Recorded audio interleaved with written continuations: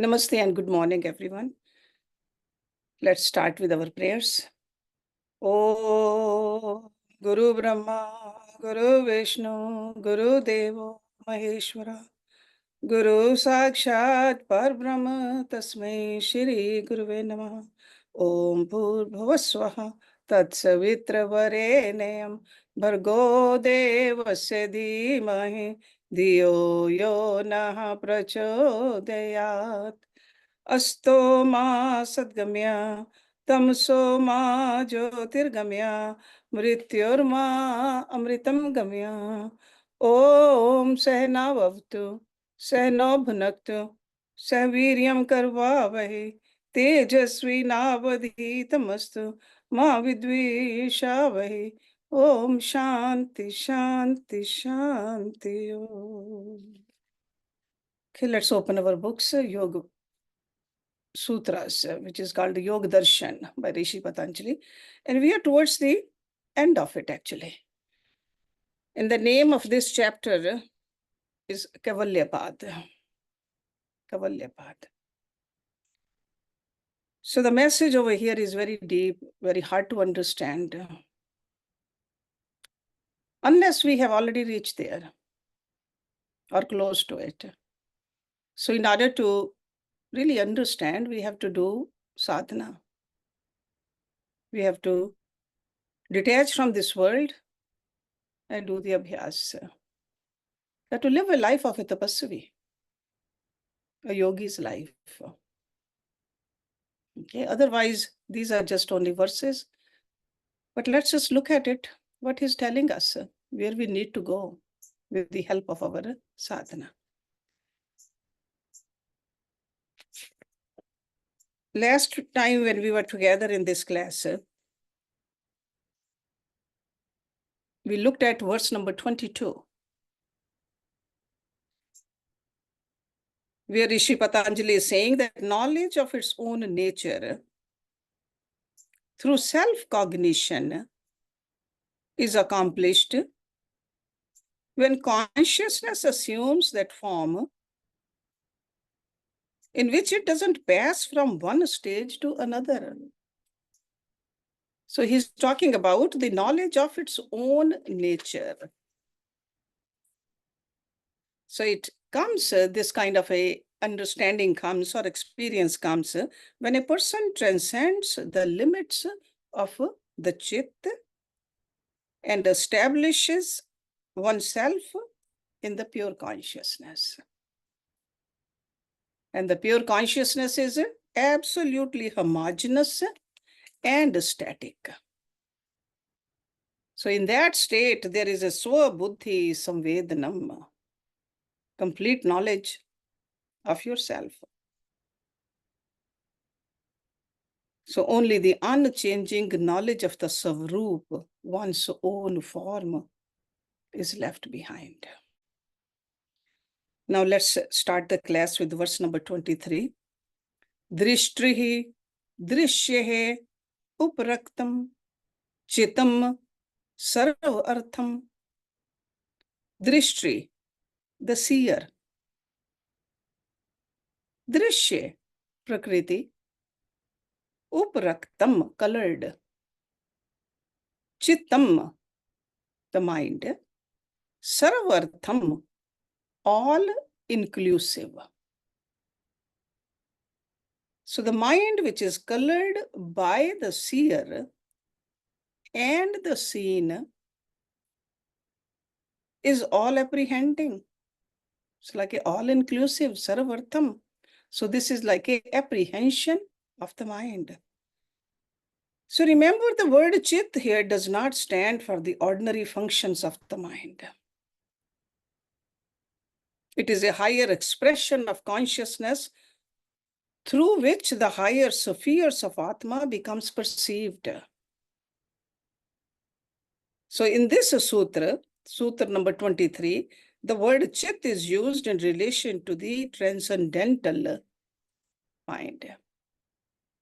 So we must understand the vast scope of chitta, which includes not only prakriti, but it can take us towards Purusa also. So it should be remembered that the mind of an ordinary sadhak, but with the sadhana, there is a considerable level of progress on the spiritual plane for that chitta. So in the beginning, the mind was colored by Prakriti. That mind was sometimes sattvic, sometimes rajasic, sometimes tamasic, by this objective awareness and these three guns. But for a sadhak's mind now has thrown off its limitations, has become pure. So in that purity of that chitta, it's reflecting the Purusha. Only the Purusha. So it becomes all apprehending. That's what this word means, sarva artham. So the word sarvartham, all apprehending, we got to understand it well. So even in the primary stages of spiritual practices, the chit has the capacity of being all apprehending, but actually it's not functioning. So at that time, the mind can only perceive what is knowable. But when it becomes pure, it develops higher awareness and can see the drashta also. So not just normally we see only the drishya. And drishya also we see with the color of our mind. It's almost like when we are wearing colored glasses, all we see is that color outside. So with the coloring of the mind, we see the drishya, but with the help of the sadhana, this yogi has developed the higher awareness. Can see the drashta also, not just only the drishya. So that's why he is calling it that he has become sarva artham in actuality. It is a very high state of spiritual life. The chit becomes capable of reflecting back the subject as well as the object. So yogi knows the drishya also. But he knows who the drashta is. So the chit becomes capable of reflecting back the subject and the object at the same time. When this state remains constant, the yogi should know that the state of Kaivalya will be achieved very soon. But if this state of all-inclusive awareness is not maintained constantly, because path is slippery, you can still fall back. That means if there is a fluctuation of awareness, then it should be understood that Kaivalya is far away. So that's why this sadhana has to be constant, with full faith. Nitya nirantar. We got to continue doing that. We cannot become careless because we can slip back very easily. Now let's look at 24. tadasankhyeyavasanachitram api pararthan sanhatyakaritvat. Tat means that. Asankhyaya, innumerable. So sankhya means numbers. Asankhya means many, innumerable. You can't even count. Vasana bhi, by the vasanas. Chitram. Chitram means different colors, various colors. Chitram. Api means although, parartham, for the sake of Purusa. Parartha. Sanhatyakaritvat, because of associated action. So though various colors by innumerable vasanas, it acts for the Purusha because it works in association. So that means it works for Purusha. Chit works for Purusha. Because the mind is made up of innumerable vasanas. That is asankhya means over here, and is variously colored by them. All the vasanas, they are colored. But it's not for itself. It always works for the Purush. We saw that previously also in one of the verses. Rishi Patanjali very clearly told us that Prakriti is for the Purusha's sake. And this Chit and the Vasanas are part of the Prakriti. They are for the Purusha's sake. So it always works for the Purusha. It is meant wholly for the purpose of the Purusha. See, just like a factory worker works hard. Every day goes there, works several hours. Why? For his family. Not for the machines. And not for the other family workers. The same way the Chit, although colored by innumerable impressions and desires, is really meant for Purush, the Atma, the master, the owner. So the innumerable vasanas do not form the objective or purpose of the mind. Just like when we eat many things of different proportion, only some of it is retained in the body and rest is thrown out. The same way, our eating is not for the purpose of those various things that are eaten. So the Chit is not for the vasanas, but for the Purusha. So we got to see what the main goal is, the main objective is. So Purush is the master or the objective purpose of the mind.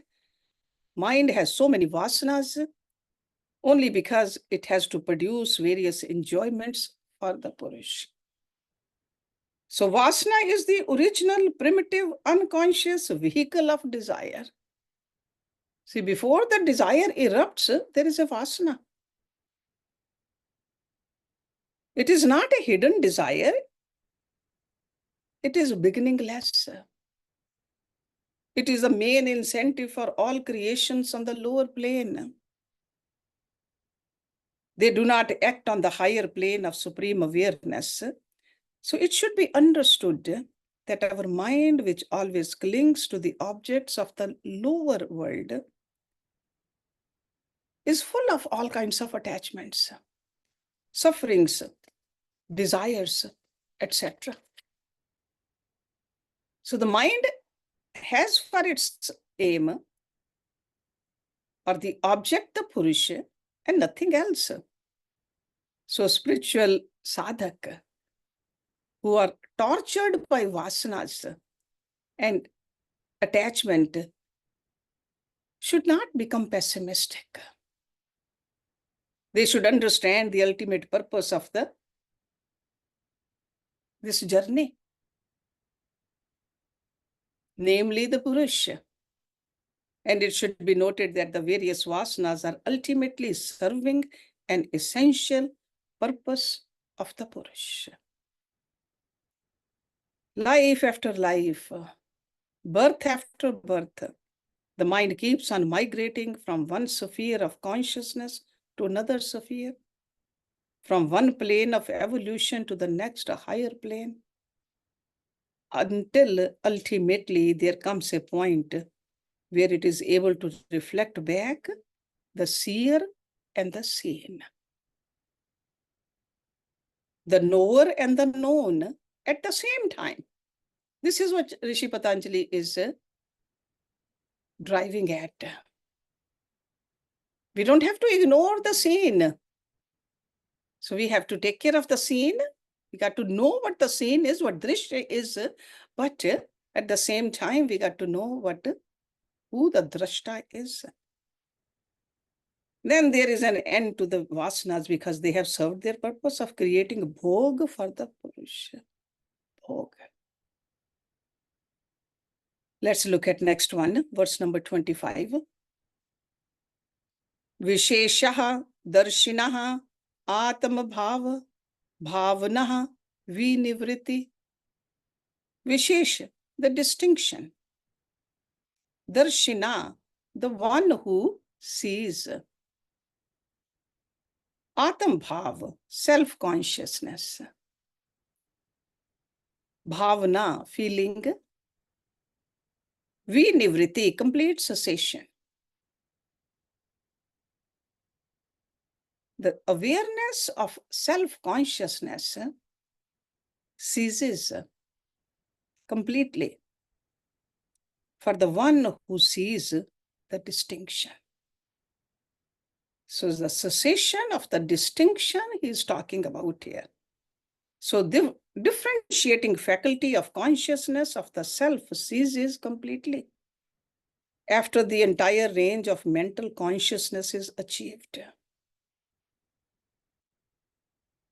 There could be two interpretations of this rather confusing sutra. According to the first, when the yogi becomes capable of perceiving mental awareness, which are opposite to each other, then he can understand the distinction between the 2 points of any process. The process begins with Prakriti and then terminates with the Purush. After the yogi has covered the entire range of the process, he visualizes the distinction between the 2 points. One, Purush consciousness, and the second one, Prakriti consciousness. Then there arises in him the resolution, sankalapa, to retire from the awareness of the self. This happens when he becomes aware of Purush and Prakriti, clearly distinct, when he wants to transcend from there. And according to the second interpretation, when the yogi requires the highest state of consciousness of the self, he can make a distinction between Purush and Prakriti, by which he is able to see Purush as different from Prakriti. So the awareness of the self is transcended. So in that state, the difference between the seer and the seen is known perfectly. The vasanas which constitute the general structure of mental consciousness are not the end, but just the means. So the ultimate purpose of the mind is to transcend itself. So that's why the Atmabhav is the finest point where the mind as an entity dissolves itself. So we wonder what happens to the mind. Mind gets dissolved. And at this stage, there comes the experience of Kaivalya. Kaivalya. It's almost like a block of ice melts into the ocean. There's no separation. So this mind just dissolves. Verse number 26. So now this yogi is heading to Kaivalya. Tada vivekanimnan kaivalyapragbharan chittam. Tada means then.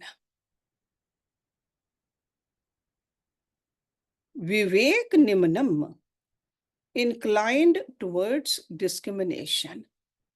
This vivek word we all know. So inclined towards discrimination. Kaivalyapragbharan, inclined towards Kaivalya. Chittam, the mind. Then verily the mind is inclined towards vivek, discrimination, and heading on towards Kaivalya. Mind is done with the Prakriti. So when the yogi realizes that even Ritambra and the Atmabhav, the awareness of the highest point of the self, are also inadequate for the realization of the absolute. And when he is determined to cast off even the highest features of the mental factors, then he develops a peculiar, unconscious sense of renunciation of the bliss and knowledge. Because bliss and knowledge, they are the form of a higher atmic plane. When he attains the perfected state of samadhi, he forgets everything about him and also around him. But at the same time, he is able to visualize the entire range of consciousness which he has transcended. All that time, the entire movement from the lowest to the highest spiritual point comes before him. He remembers all the spiritual experiences he has had from the beginning of his spiritual life. Then that yogi is able to create a sense of distinction between the experiences of different dimensions. He then realizes that all of them, including meditation and even bliss, are relative, not absolute. It is said that the bliss and jnana born of the supreme consciousness is unchanging and permanent. But during periods of sadhana, over many births, the quality of experiences change. Even the quality of trance and consciousness of self and supreme knowledge are not absolute. So that's why in the very first chapter, Rishi Patanjali mentioned different stages of samadhi also. They are all samadhis, but there is a relativity over there. So the yogi or the sadhak feels that all these experiences should be transcended because they are inadequate. First, we remember those experiences so that we can energize ourselves to stay on the path. But once we are up there, then we got to transcend it. It's almost like a climbing on the ladder. We got to remember the steps which we have taken, and we are still on the ladder. We cannot forget that. But once we have reached the highest peak, then we let it go. So that's why I was saying that the sadhak feels that all those experiences should be transcended because they are inadequate. It is a peculiar experience. If you sit down quietly and look back over your life, You do not remember how your physical body has been developing. You remember only one thing, how you have been progressing materially, academically, socially, politically. You just take one of these and start thinking about it. But when the mind is introverted, you will see the whole continuity of experiences. You can just feel the experiences. If you compare the last one with the first one, you can always see the difference. Then you see the developing factors. You can then transcend the whole path of mental sphere. Then you come to know that all these experiences were on the plane of Prakriti, the scene, the drishya. And this is the point of Purusa. So until it is achieved, all the experiences are within the range of Prakriti. Even the finest one. It is the plane of mental consciousness, sensual consciousness. It includes the supra-mental consciousness as well as visions. Sometimes it could be very subtle currents, vibrations, could be telepathy. All those vibhutis which we learned. To be able to see far, to be able to hear far, etc. To be able to see something is hidden, or even to make yourself disappear. All of those have to do with the Prakriti. And the whole thing forms a continuous process. Starting from the very grosser plane and going down to the deeper planes. That's why Rishi Patanjali warned us, do not get attached to these powers, even though they are very fascinating. But they are obstacles because they are to do with the Prakriti. Here the mind is inclined towards vivek through discriminating analysis and sees all the happenings in the past with a bird's eye view. There is a tendency of the consciousness to gravitate towards Kaivalya. This is what Atma wants actually. This is described by the wonderful term over here, Kaivalyapragbharan. It's a beautiful term. We know in physics that everybody is gravitating towards the center of the earth. And so we have heaviness or weight.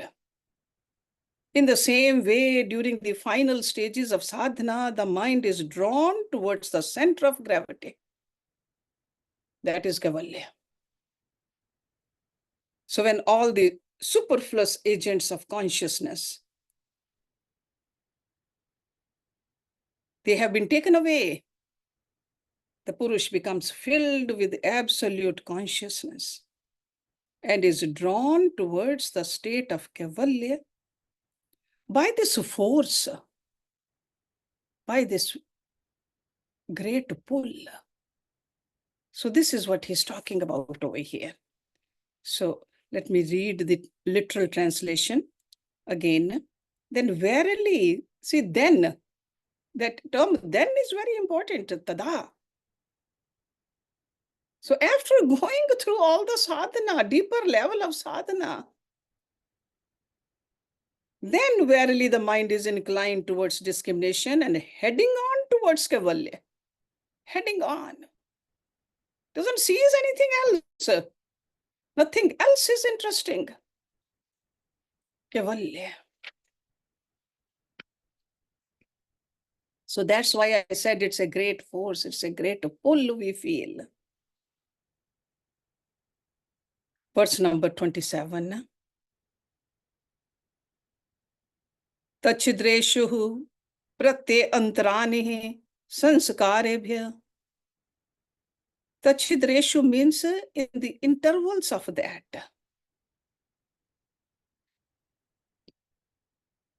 Pararthan, other pratyas.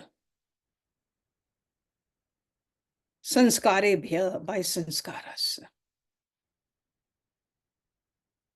I'm sure you remember what pratyay means. It's a technical term. It could mean a thought, idea, content of the mind, pratyaya. So that means pratyas still arise.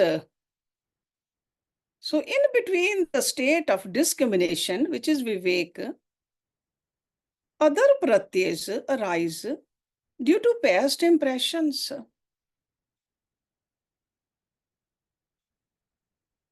After the yogi achieves the state of vivekanimnan,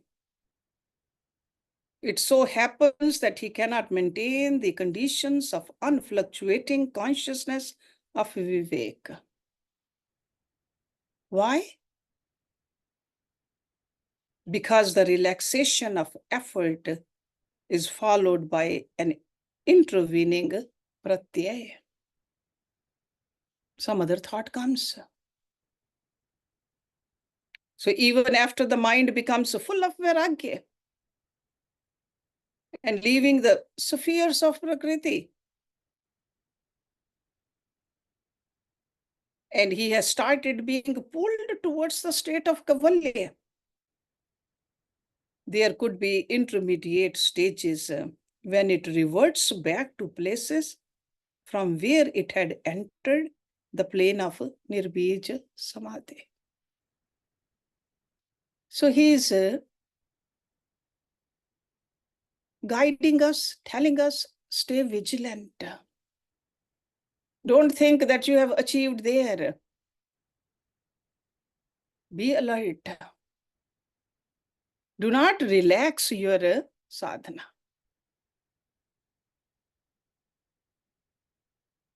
And these pratyas, why do they come? It's because of the traces of ignorance, avidya kalesh, which are nothing but traces of past sanskars. It's not somebody else is doing anything to us. It's our own sanskars. They break through the state of vivek. Vivek is we know what the reality is. We know what the truth is. We know what are we doing. But we become a little weak. So the pratyaya stands for the last trace that has been left after complete scorching of the karma and sanskars. But this condition is not constant. It only intervenes between the flow of vivek. Okay, so here, little bit here and there.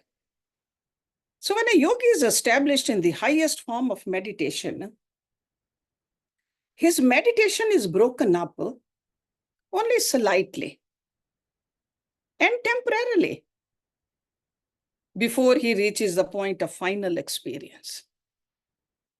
But that interval does not take him to a lower stage, because you have come up to that level where you don't go down all the way.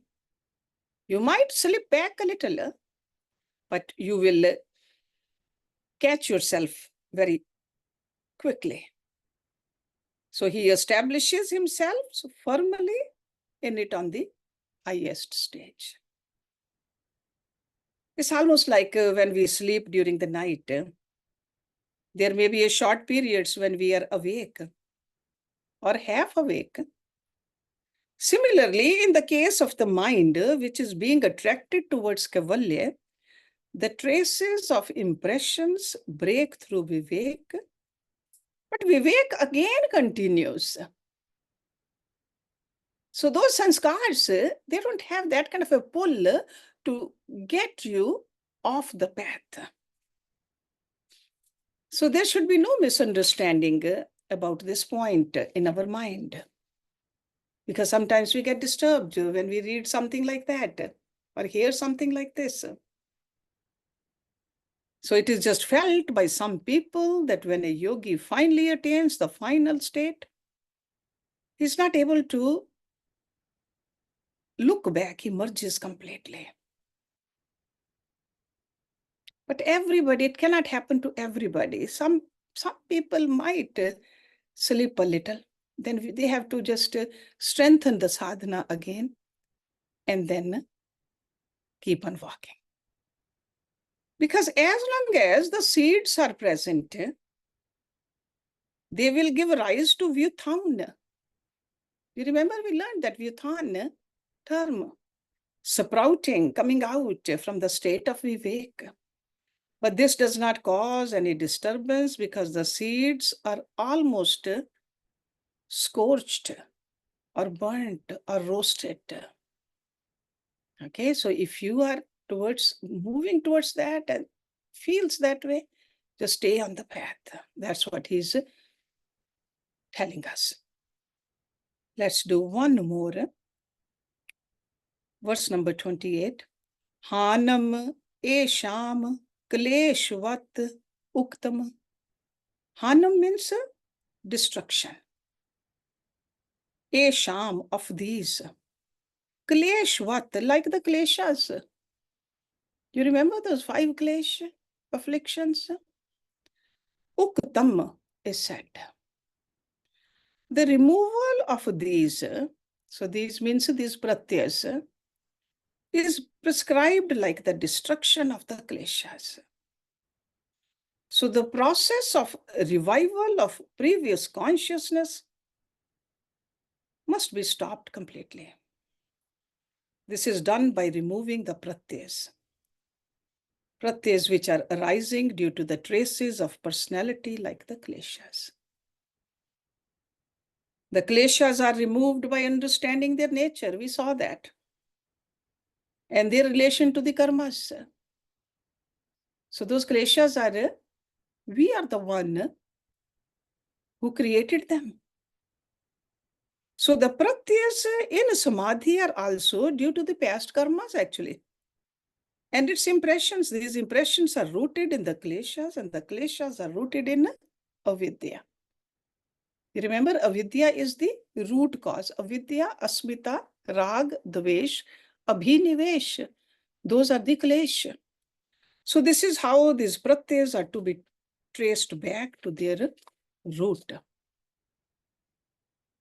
When avidya is removed, and what is avidya? Not knowing our real nature. Avidya, ignorance. The rest of the kleshas, they vanish. So the power of discrimination evolves, and due to past impressions, the conscious pratyas also arise.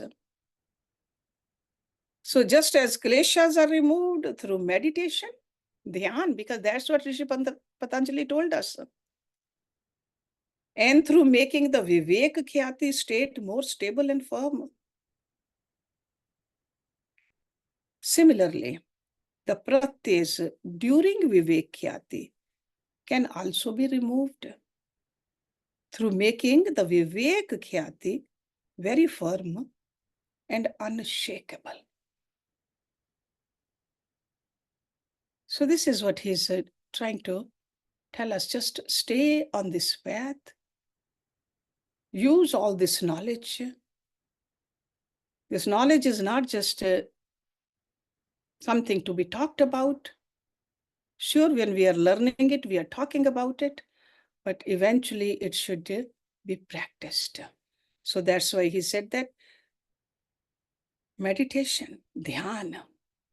So we can remove all this, we can stay firm on this path. So let's do the Shanti part. ओम पूर्णमदा पूर्णमिदं पूर्णात् पूर्णमुदच्यते पूर्णस्य पूर्णमदाय पूर्णमेवावशिष्यते. ओम शांति शांति शांति. Thank you very much.